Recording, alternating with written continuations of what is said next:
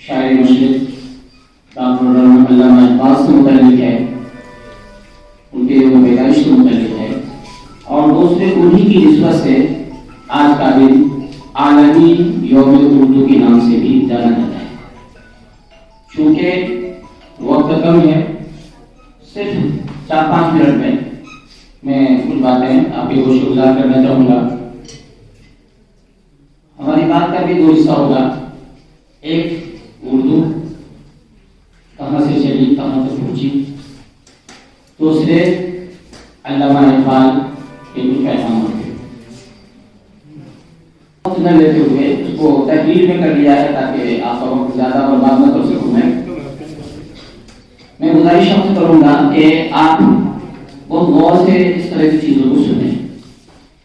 دیکھیے، ہمارا پیارا وطن ہندوستان ایک باغ کی طرح ہے جس میں اردو کی شکل میں مختلف زبانوں کا گلدستہ پایا جاتا ہے، جس نے ہمارے لسانی چمن نظار کو خوشنما بنا دیا ہے۔ بابا اردو مولوی عبدالحق نے اردو زبان کی بنیادی خدمات انجام دی۔ خواجہ غریب نواز، گرو نانک، بابا فرید، محبوب الہی، امیر خسرو اور سنت کبیر جیسے بزرگوں نے اس کے سر پر دست شفقت رکھا۔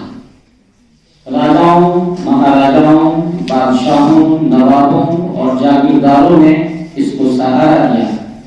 دکن میں قلی قطب شاہ، ملا بخشی اور ابن نشاطی نے اردو کو سنوارا، تو شمال میں نذیر اکبر آبادی، منشی پریم چند اور علامہ اقبال جیسے شاعروں نے اس کو نکھارا۔ دہلی میں سودا، غالب، ذوق اور مومن نے اردو کو گلے لگایا، تو لکھنؤ میں انیس، دبیر، آتش، ناصر، انشاء اور مصحفی نے اس کو پروان چڑھایا۔ وطن عزیز کے طول و عرض پر پھیلے ہوئے دینی اداروں نے اردو زبان کی پاسداری کی، تو اصلی اداروں نے فن کی حیثیت سے اس کو آگے بڑھایا۔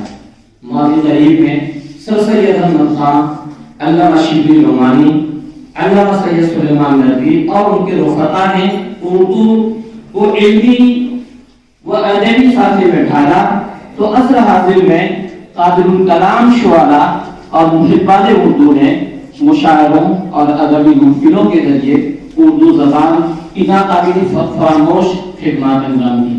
اور آج کا یہ جو پروگرام ہے، اسی